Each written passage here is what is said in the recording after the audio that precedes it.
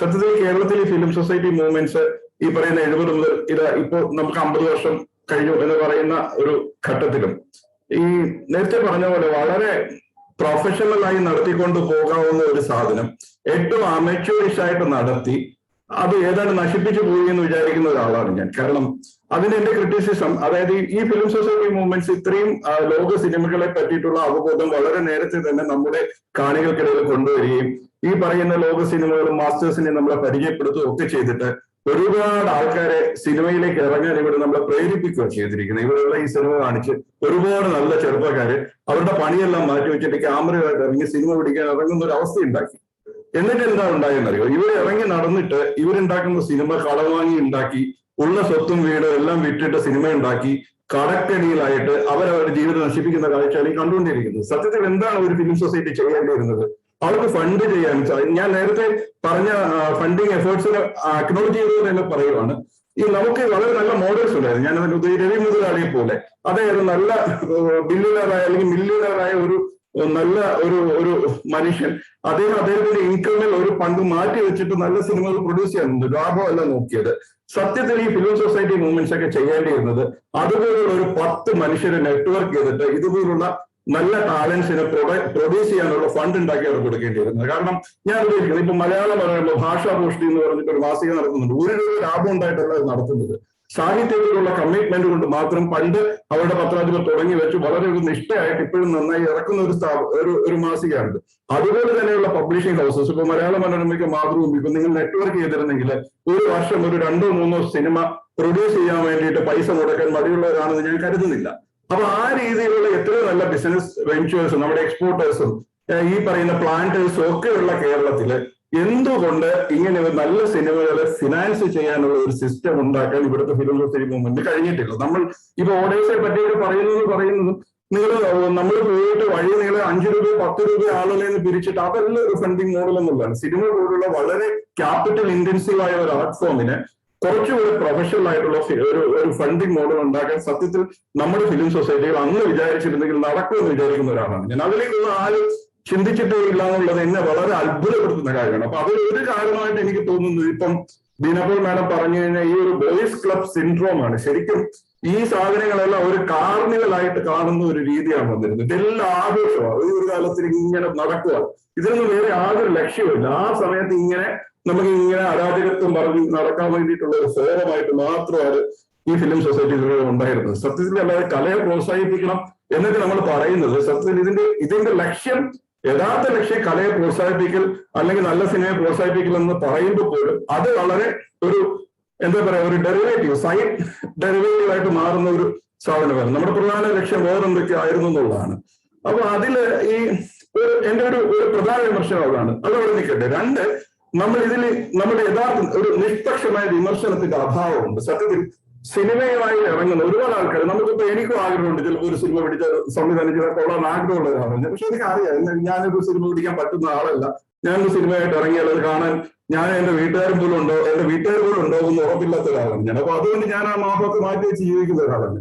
പക്ഷെ നമ്മുടെ ഒരുപാട് ചെറുപ്പക്കാർ ഇതിനു വേണ്ടി ഇറങ്ങുമ്പോഴും ഇതിൽ ഒരാളുടെ ഒരു വർക്ക് കണ്ടിട്ട് കൃത്യമായി ക്രിറ്റിസിസം പറഞ്ഞിട്ട് നിങ്ങൾക്ക് ഇത് പറ്റില്ലെന്നുണ്ടെങ്കിൽ പറ്റില്ല എന്ന് പറയുന്നത് ഒരു സാഹിത്യ പാഠഫലത്തിലെ എം കൃഷ്ണൻ നായർ സാറെ എങ്ങനെയാണ് നമ്മുടെ ഒരുപാട് എഴുത്തുകാരെ ഡീൽ ചെയ്തിരുന്നു അതുപോലെ ഒരു വളരെ കർശനമായിട്ടുള്ള സിനിമ ക്രിറ്റിസിസം ഭാരതത്തിൽ ഇല്ലാതെ എന്ന് വിചാരിക്കുന്നതാണ്. ഈ ഫിലിം സൊസൈറ്റി മൂവ്മെന്റിലൊക്കെ നമ്മൾ മാസ്റ്റേഴ്സിനെ ഒക്കെ കണ്ടിട്ട് ഒക്കെ വന്നിട്ട് ഇതുപോലുള്ള ഒരുപാട് അബദ്ധമായ സിനിമകൾ ഇപ്പോൾ ഇറങ്ങുന്നുണ്ട്. നമുക്ക് സഹിക്കാൻ പറ്റാത്ത രീതിയിൽ, കാണാൻ സഹിക്കാൻ പറ്റാത്ത രീതിയിൽ ഇപ്പോൾ ആളുകൾ ഉദാത്തമായ സിനിമ എന്ന് പറഞ്ഞ് ഇറക്കി വരുന്നുണ്ട്. നമ്മൾ ഇതിനെല്ലാം വളരെ ഒരു ബ്രോഡർ ക്യാൻവാസ് ഇട്ടിട്ട് ഇത് ആർക്കെങ്കിലും കുറെ പേർക്ക് മനസ്സിലാവും, അല്ലെങ്കിൽ കലാകാരൻ ഇപ്പൊ സംവിധായകൻ പറയുന്ന അയാളുടെ ഒരു കലയാണെന്നൊക്കെ ഉള്ള വലിയ ഇതൊക്കെ പറഞ്ഞിട്ട് അയാൾ മനസ്സിലായ മതി എന്നൊക്കെ പറയുന്ന രീതിയിൽ വ്യാഖ്യാനിച്ചിട്ട് അതിന് സപ്പോർട്ട് ചെയ്യുന്ന ഒരു സമീപനമാണ്. സത്യത്തിൽ കൊള്ളില്ല എന്നുള്ള സിനിമ കൊള്ളില്ല എന്ന് പറയുകയും ഒരാൾക്ക് സിനിമ എടുക്കാൻ ഉള്ള കഴിവ് ഇല്ലെന്നുണ്ടെങ്കിൽ അതിന്റെ കഴിവ് വേറെ ഒരിക്കലായിരിക്കും അതിലേക്ക് തിരിച്ചു വരികയും ചെയ്യുന്ന രീതിയിലുള്ള ഒരു വിമർശനം ഉന്നയിക്കാവുന്ന അവസ്ഥയുണ്ടായിട്ട് അതിനുള്ള ഒരു ഫോറം ഒന്നും ഉണ്ടാക്കാതെ വീണ്ടും ഇതിന്റെ ഒരു റൊമാൻറ്റിസിസത്തിലേക്ക് ആളുകൾ ഇങ്ങനെ തള്ളിവിടുന്ന ഒരു സമീപനം ഈ ഒരു സംസ്കാരം നമ്മുടെ ഇടയിലുണ്ട്. ഇപ്പൊ ഫിലിം സൊസൈറ്റിയുടെ മാത്രം കുറ്റമായിട്ടല്ല ഞാൻ പറയുന്നത്, നമ്മുടെ ഈവൻ ഇപ്പൊ പോലും. എന്നിട്ടെന്താ ഇതില് പലപ്പോഴും സംഭവിക്കും. ഞാനൊക്കെ ഇതില് നമ്മള് എന്റെ സുഹൃത്തുക്കൾ പലരും ഈ സിനിമ നമ്മൾ കണ്ടിട്ട് ഇതിന്റെ പ്രിവ്യൂ ഒക്കെ കണ്ടിട്ട് അഭിപ്രായം പറയുന്ന അവസ്ഥയൊക്കെ ഉണ്ട്. നമ്മൾക്ക് വളരെ ഒബ്വിയസ് ആയിട്ട് പറയുന്ന ചെറിയ നിർദ്ദേശങ്ങൾ പോലും പലപ്പോഴും ഇവർക്ക് ഉൾക്കൊള്ളാൻ പറ്റുന്നില്ല. കാരണം ഇവർ ക്രിറ്റിസിസത്തിനൊക്കെ ഭയങ്കരമായിട്ട് എന്താ പറയാ ഇൻസുലേറ്റഡ് ആണ്. ഒരു ക്രിറ്റിസിസവും പറ്റില്ല. ഇപ്പൊ ഈ തിരുവനന്തപുരത്ത് നിന്ന് കൊല്ലം വരെ യാത്ര ചെയ്യുന്ന ഒരാളെ ഒരു സിനിമയിൽ അത്രയും ഏതാണ്ട് എത്തുന്ന സമയം വരെ അതേ സീൻ കാണിച്ചുകൊണ്ടിരിക്കുന്ന അവസ്ഥയൊക്കെ കണ്ടിട്ട് ഒന്ന് എഡിറ്റ് ചെയ്തോടെ എന്ന് ചോദിച്ചു കഴിഞ്ഞാൽ നമ്മളെന്ത് കൊല്ലാൻ പോകുന്നതിലാണ് ഇവരുടെ റെസ്പോൺസ് പലപ്പോഴും കേട്ടിട്ടുള്ളത്. അപ്പൊ ആ രീതിയിൽ ഒരു കൾച്ചർ, ഒരു കൺസ്ട്രക്റ്റീവ് ക്രിറ്റിസിസത്തിന്റെ കൾച്ചർ സത്യത്തിൽ മലയാള സിനിമയ്ക്ക് ഉണ്ടായിട്ടില്ല എന്ന് തോന്നുന്നുണ്ട് എനിക്ക്. പിന്നീട് വളരെ ഒബ്വിയസ് ആയിട്ട് ഈ ക്ലിക്കുകൾ എന്നുള്ള സാധനം. ഒരു പുതിയ സംവിധായകൻ വരുന്നു, അതേ മോശം സിനിമ എടുത്താൽ പോലും right kind of godfather ഉണ്ടെങ്കിൽ ആ സിനിമയ്ക്ക് നല്ല അപ്രീസിയേഷൻ കിട്ടുന്ന രീതിയിൽ, അല്ലെങ്കിൽ പല ഫെസ്റ്റിവൽ സർക്യൂട്ടിൽ അത് കയറി വരികയും പല രീതിയിലുള്ള പുരസ്കാരങ്ങൾ കിട്ടുകയും ചെയ്യുന്ന രീതി വളരെ വളരെ വളരെ എവിഡന്റ് ആണ്. നമ്മൾ കുറെ വളരെ മുമ്പ് തന്നെ നോക്കിയാലും നിങ്ങൾ കൃത്യ connection, right kind of connection ഉണ്ടെങ്കിൽ നിങ്ങളുടെ സിനിമ അത്ര നല്ല ഉദാത്തമായ കഥാസൃഷ്ടിയൊന്നും അല്ലെങ്കിലും അറ്റ്ലീസ്റ്റ് ആ രീതിയിലുള്ള ഒരു കുറെ ഈ ബ്രാൻഡിങ്ങും അവാർഡ് ഇമേജും ഒക്കെ കിട്ടിയിട്ട് അവരൊരു വലിയ ഫിലിം മേഖലയായി പോകുന്ന സാധനം. നമ്മൾ വളരെ സാമാന്യ ബുദ്ധിക്ക് നിരക്കാത്ത രീതിയിലുള്ള സിനിമകൾക്ക് പോലും ഞാനിത് സത്യത്തിൽ എനിക്ക് ആരെയും പേര് പറയാൻ ഉദ്ദേശിച്ചില്ല. എന്റെ മനസ്സിൽ സിനിമകളുണ്ട്, പറയുമ്പോൾ ഓരോ സ്ഥലത്തിനും ഉദാഹരണം എന്റെ മനസ്സിലുണ്ടായിട്ട് തന്നെ പറയുന്നത്. പിന്നെ എത്ര പ്രോബ്ലമാറ്റിക് ആയിട്ടുള്ള നരേറ്റീവ്സ് ആണ് ഒരു സിനിമയായിട്ട് ഇപ്പോഴും വലിയ ആർട്ട് ഹൗസ് മൂവിയായിട്ട് പൊട്ടിഘോഷിക്കപ്പെട്ടു വരുന്നത്.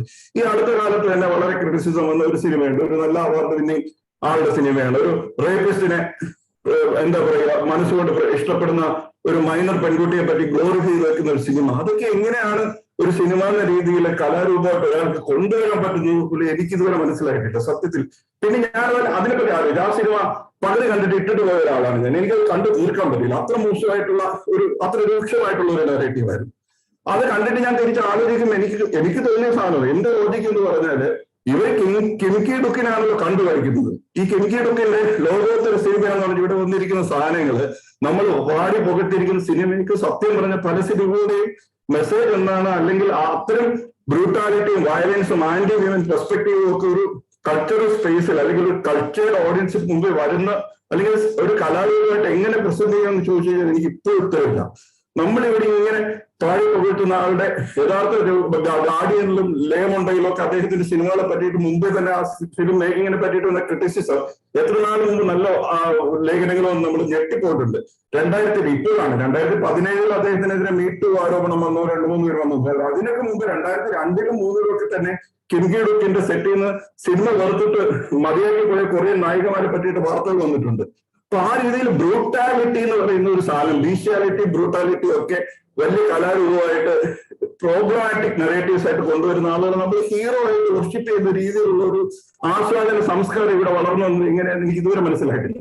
അപ്പൊ ഇത് കണ്ടു വളരുന്ന ഒരു ചെറുപ്പക്കാരനായ സംവിധായകൻ മൈനർ പെൺകുട്ടിയെ തട്ടിക്കൊണ്ടുപോയി ബലാത്സംഗം ചെയ്യുന്ന ആൾ അയാളുടെ രക്ഷകനായിട്ട് കാണുന്ന രീതിയിലുള്ള ഒരു വളരെ എന്താ പറയാ പീഡോഫീലിനെ ന്യായീകരിക്കുന്ന രീതിയിലുള്ള ഒരു നരേറ്റീവിൽ സിനിമ എടുത്തു കഴിഞ്ഞാൽ ആരെ കുറ്റം പറയേണ്ടതെന്ന് സത്യത്തിൽ എനിക്ക് അറിയത്തില്ല. അപ്പൊ ഈ രീതിയിലുള്ള ഒരുപാട് ഇഷ്യൂസ് സത്യത്തിൽ ഈ ഫിലിം സൊസൈറ്റിയെ ഒരു ക്രിട്ടിക്കൽ പെർസ്പെക്റ്റീവ് നോക്കുമ്പോൾ എനിക്ക് തോന്നിയിട്ടുണ്ട്. ഫിലിം സൊസൈറ്റി മൂവ്മെന്റ് എന്നുള്ള രീതിയിൽ ഞാൻ ആ മൂവ്മെന്റ്സിനെ മാത്രം പറയുകയുള്ള കേരളത്തിന്റെ ഒരു സിനിമ സംസ്കാരത്തെ പറ്റിയിട്ട് പൊതുവിൽ പറഞ്ഞാൽ ഉണ്ടാകുന്ന സാധനങ്ങളാണ്.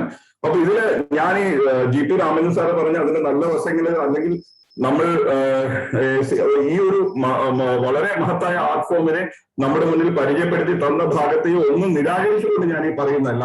ഇതൊന്നും അങ്ങനെ കാണരുത്. ഇതിന് അഡീഷണൽ ആയിട്ട് എനിക്ക് തോന്നിയ ചില ക്രിറ്റിസിസം ഈ ഒരു വേദിയിൽ എന്നോട് ഒരു അവസരം കിട്ടിയപ്പോൾ ഞാൻ പറയുന്നേ ഉള്ളൂ. അതിൽ എന്തെങ്കിലും കടന്നുപോയോ അല്ലെങ്കിൽ ഞാൻ എന്റെ അറിവില്ലായ്മ കൊണ്ട് പറഞ്ഞ സാധനങ്ങൾ ഉണ്ടെങ്കിൽ അത് ആ രീതിയിൽ മാത്രമേ കട്ടാൻ പറ്റിയെന്ന് ഞാൻ അഭ്യർത്ഥിക്കുകയാണ്. അപ്പൊ ഇത് പറഞ്ഞുകൊണ്ട് ഞാൻ തൽക്കാലം നിർത്തുന്നു. Thank you.